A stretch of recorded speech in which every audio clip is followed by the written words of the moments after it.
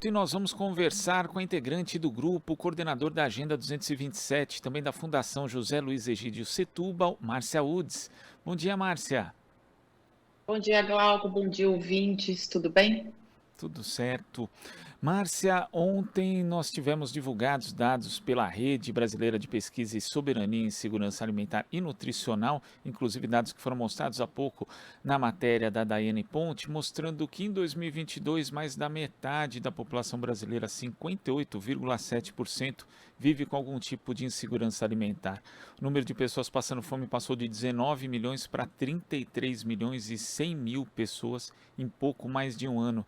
A gente sabe que é uma situação péssima para todo mundo, mas a insegurança alimentar também é particularmente prejudicial no desenvolvimento das crianças. Como essa situação afeta a infância brasileira, Márcia? Então, Glauco, esse é um problema bastante sério que nós, do movimento da Agenda 227, a gente vem discutindo. A insegurança alimentar, ela afeta a criança, principalmente nos seus anos de vida, no seu desenvolvimento integral. Então, realmente, a falta de alimento adequado, ela compromete o desenvolvimento dessas crianças, condenando ela em diferentes aspectos.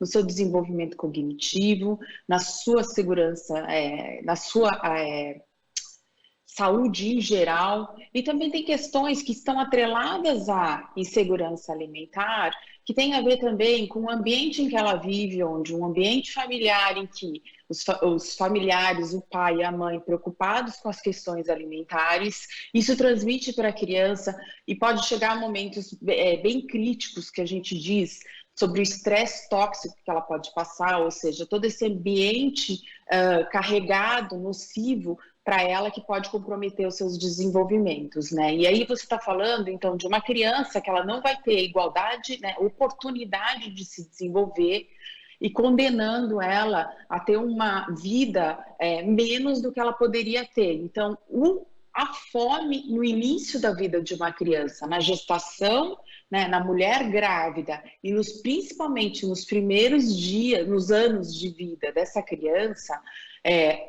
pode comprometer e condenar ela para problemas de saúde, de desenvolvimento e até para crianças muito pequenas mesmo, vir a óbito com a fome. Então é uma situação bastante preocupante que a gente tem.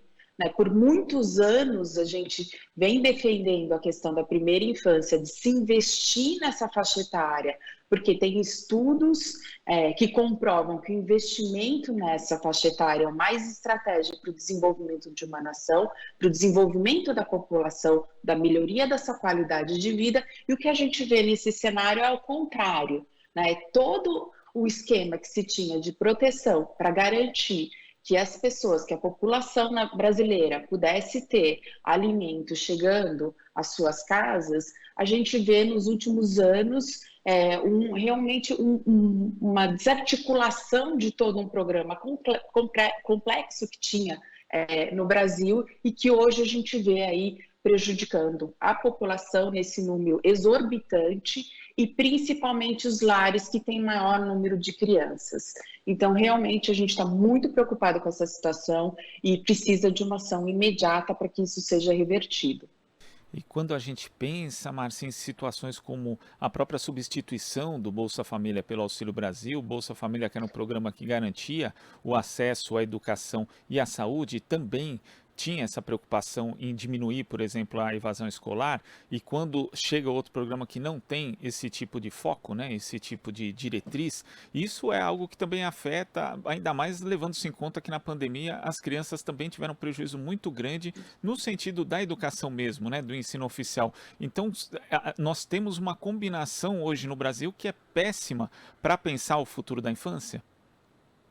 Tem uma conjunção de fatores, quando você vê, até a própria pesquisa que foi mostrada ontem, ela faz essas correlações com renda, a correlação até com o Programa Nacional de Alimentação Escolar, né? As crianças que são mais vulneráveis, que estão na escola e têm a oportunidade de se alimentar lá, isso faz diferença, sim, na vida delas. Então, é uma conjunção de políticas e programas que nós temos que consegue, cada um dentro da sua particularidade, contribuir para uma alimentação adequada e saudável que vai levar ao desenvolvimento das crianças.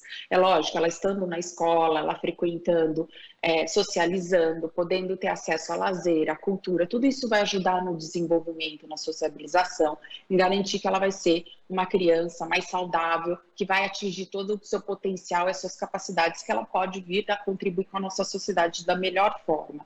Então, o que a gente vê é uma preocupação, é uma questão multifatorial, que são diversos programas, é isso que a gente tem discutido dentro da Agenda 227, quando você fala de crianças e adolescentes, tem a importância, então, da alimentação escolar, tem a importância da amamentação, né, do aleitamento materno, principalmente exclusivo nos primeiros 6 meses de vida, que pode proteger a criança de diversos fatores de risco para a sua saúde, então extremamente fundamental. Assim como já foi dito na entrevista, na reportagem anterior, que se fala da agricultura familiar, dos outros programas, o Alimenta Brasil, também que a gente vê, enfim. Então é um conjunto de ações que pode trazer, né, essa proteção para a criança, para que ela possa desenvolver, né, que a sociedade possa dar conta, que as famílias tenham recursos para acessar, para poder cuidar disso, né? E a transferência de renda, sim, tem uma correlação direta com a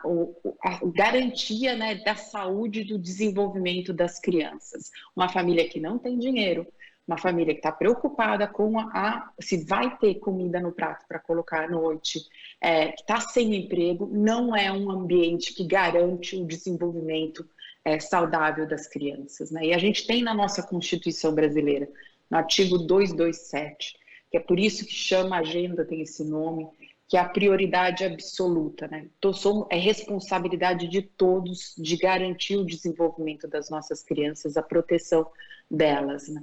Enfim, então é uma situação preocupante, sim, e é um assunto complexo que precisa de articulações. Por isso se tinha um sistema de segurança alimentar que pudesse dar conta disso, para ter diferentes ações que pudessem chegar para realmente garantir a segurança alimentar da população e das crianças e dos adolescentes. E esse sistema de segurança alimentar, ele incluía a participação da sociedade civil. E do ponto de vista das políticas públicas, foi um retrocesso muito grande para garantir a segurança alimentar das pessoas, o desmonte dos conselhos de alimentação em diferentes esferas, não só no nível federal, mas isso acabou se refletindo também em diversos estados do Brasil. O quão ruim é não ter a participação da sociedade civil dentro da elaboração dessas políticas públicas, Márcia? Então, Glauco, o que fica assim, a gente fala muito da esfera federal, né? Mas quando você vê e vai lidar com a fome, ou com as entregas, né, dos serviços públicos ou da ajuda que isso pode ter da instância governamental, muito da atuação e da articulação, ela acontece no âmbito dos municípios.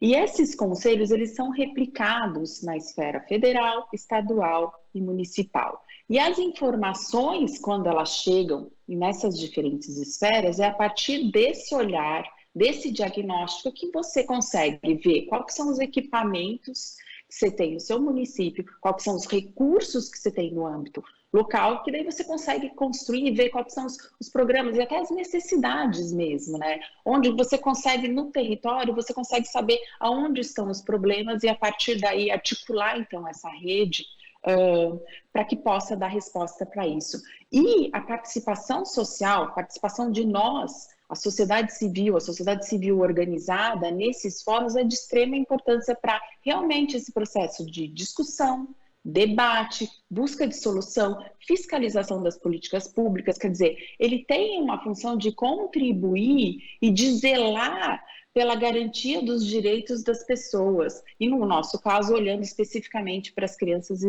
adolescentes, né? Então, é muito crítico agora, porque você tem todo, né, a desarticulação desses espaços que poderiam estar olhando para esses dados estarrecedores e buscando respostas, e a gente não tem isso. Então, toda essa dinâmica, né, de conversar, que às vezes são tripartites, que você tem governo, sociedade civil, enfim, olhando para essas questões e buscando soluções e discutindo e debatendo isso, às vezes colocando pressão, às vezes trazendo alternativa, você não tem. Então, assim, como é que vai ser a resposta para essa circunstância? Como é que a gente consegue, então, reverter isso? Né? Então, aí fica a pergunta, aí onde faz falta, aí onde precisa ter, ou melhor, se tivesse, talvez, a gente não teria chegado nesse ponto. Porque os alertas, eles estão sendo dados há anos, não é de hoje. Então, a situação que a gente está é fruto do que vem acontecendo nos últimos anos. Agora, Márcia, eu queria que você explicasse para a gente concluir aqui o que é a Agenda 227, né, e como surgiu essa articulação de diversas organizações.